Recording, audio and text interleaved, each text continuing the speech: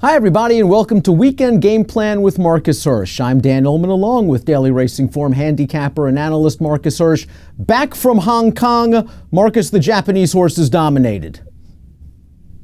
Oh yeah, they really did. Let me try to remember who those horses were. Windbright, I did cash on him. But you know, the whole trip was kind of, and I'm saying this jokingly, but not jokingly, when Almondai got a little sick and her shipping from Japan to Hong Kong for the Hong Kong Cup was called off at the last minute. Huge disappointment. I'm a big Almondai fan, as many people are. If you have not watched her race, I advise that you do so. But she's not racing this weekend, and I think we have some races to talk about on Saturday. We have 3 races to talk about domestically on Saturday, 2 at Gulfstream, perhaps precursors to the Pegasus World Cup card at Gulfstream. And we also have a very rich New York Stallion Series, $500,000 for 2-year-olds. If you have a New York bred with a pulse, you're showing up for $500,000. Oh yeah, it's unbelievable. I always forget those races are 500,000. It's quite a lucrative opportunity. I mean, that's like a career-making race for some of these horses. But yeah, I thought the one for the 2-year-old Colton Geldings on Saturday at Aqueduct was a large field, some pretty decent horses, not just a throwaway race at all. But we'll kick things off with the Harlan's Holiday. We'll take a look at that field right now. The Fort Lauderdale will start things off with. Perhaps a precursor for the Pegasus World Cup turf. It's an intriguing group, and we've got Channel Cat, the number 5, dropping out of the Breeders' Cup turf. He's got gaudy triple-digit Beyer speed figures dotted all over his form. He's very logical, but I can certainly understand anyone taking a position that, listen, this horse got really good when they stretched him out in distance, and now he's got to turn back to 1 1/8. Yeah, I guess that's my main thing with him, and in that regard, I don't like him at all. I think his asset is like just a sustained, strong galloping sort of horse. I've never seen him display much of a turn foot, and I think to win this race over 9 furlongs at Gulfstream, I think he's going to have a turn of foot. Plus, some horses handle it. Got Stormy won the Matriarch after the Breeders' Cup, but there's often like a post-Breeders' Cup hangover after a horse has had a pretty strong summer and fall campaign, goes to the Breeders' Cup, then runs back again. So between those two things, and I mean, I think that a lot of people are going to have that feeling. I think he'll probably be a soft favorite, probably is the favorite, but there are a lot of interesting horses in this race, including your top selection in here. That's the number 3, Flavius, making the second start off a long layoff. The second start in North America for Chad Brown and Juddmonte. Comes out of a common race with Instilled Regard, and we're going to take a look at that race right now. He's down towards the inside in those Juddmonte Silks, and right outside of him is Instilled Regard. I thought, all things considered, long layoff. This horse ran really well and can improve second back for Chad. 6-1 on the morning line. Well, yeah, you can see him getting outfinished by Instilled Regard. And I just saw the odds, and they weren't out when I looked at this race earlier in the week. Him Instilled Regard at 8 and Flavius at 6. I mean, I don't understand that at all. I don't see that. I think Instilled Regard will be shorter. I think a lot of times people make lines go too much off the odds in the last race, and that's not often that important.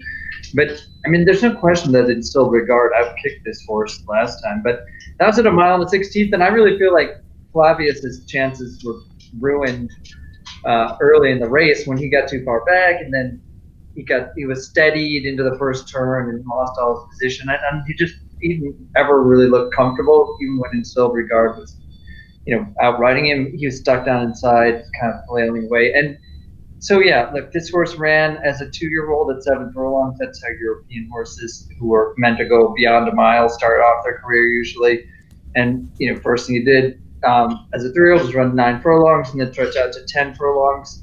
Those are not bad races that he ran at all in Ireland for Dermot Weld. And granted, there's a long layoff. I don't really know exactly who he is and what he is right now, but I think that there's a lot of potential. And so the 1 16th belongs race that people just saw that you played, Dan, I just think that's probably on the short side for him. So the treble, long layoff, the shorter than ideal distance. I just think everything conspires to make that race make the horse look a little bit worse than he is. I think that He probably has enough quality if he can improve the way I think he can to be very competitive. And I do think he's going to be a fair price. He doesn't look like one of those Chad horses that's going to get pounded. So I think that it's a decent proposition here.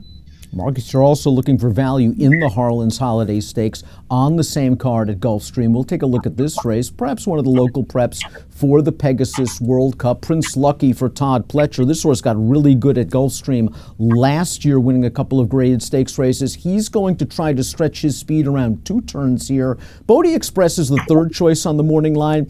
Considering all the buzz around him, I wouldn't be surprised if he goes off favored or battling it out with Prince Lucky for favoritism at post time. I mean, yeah, he's going to be a longer price than War Story. I don't understand how people come up with this stuff.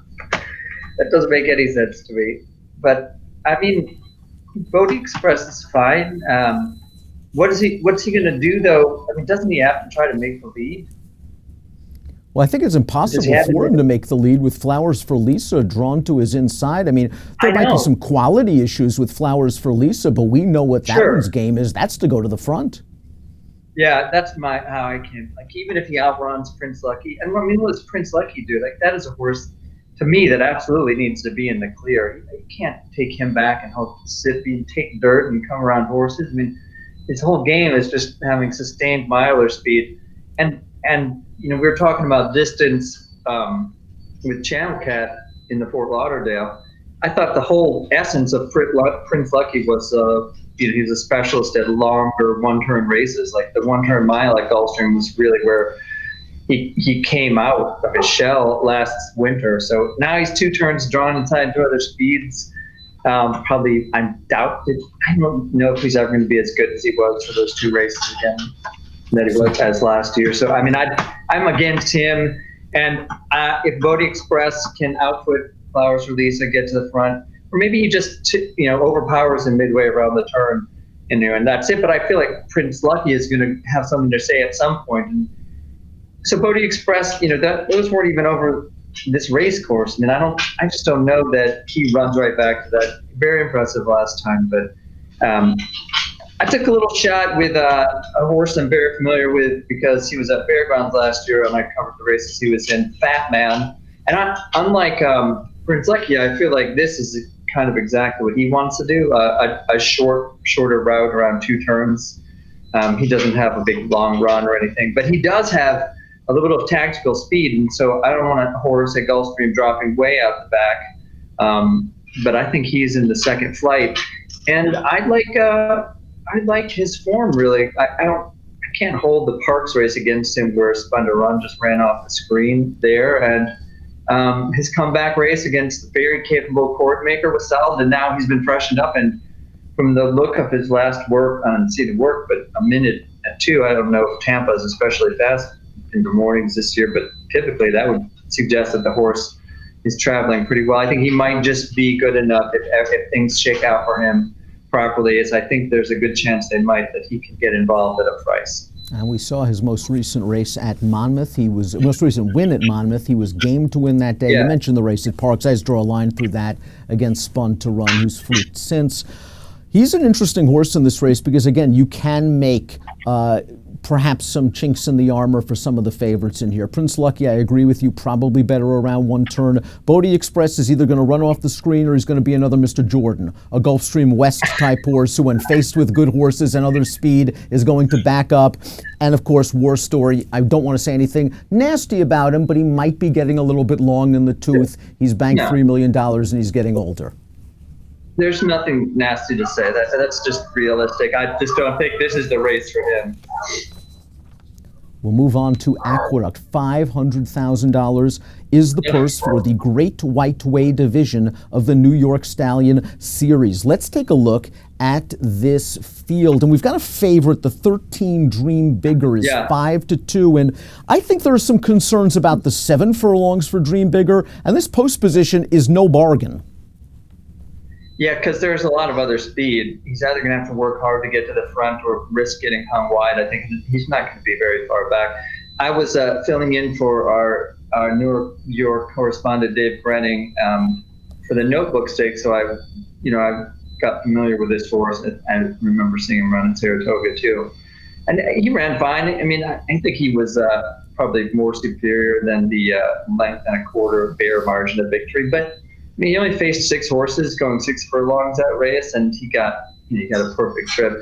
I think things are going to be tougher on the horse. And while I do think that on kind of raw quality is probably as good as anyone here, at the price, the distance change, and with the post and all the other potential pace, I don't have any problem trying to beat him. In watching the replays of pretty much all the horses in this race, I thought the horse with the most upside and perhaps the best long-term future is your top selection in here, the number 12 Giant Shoes, who just looked so good in the debut for Brad Cox. Let's watch that race. It was over a wet track, and he just got outpaced on the backstretch and into the turn. He's still pretty far behind at the 3/16 pole, but once he makes that lead change right about now, he's just going to come flying home and come right over the top of this field. The extra furlong should work to his advantage, as well as the fast pace. He's 10-1 on the morning line. I think this horse has a ton of upside. Yeah, that was an interesting race because he really didn't seem to be traveling well early on. And once he leveled off, he was traveling great. Now, as I wrote in the Weekend Gameplan copy for Daily Racing Form Saturday paper, I try not to make a habit of picking debut winners who close on sloppy tracks. I mean, that is all the hallmarks of like a fluky performance. But it's a 90% chance of rain on Saturday. It could be sloppy again, and with all the pace I think lined up in here, this horse could get a very similar trip.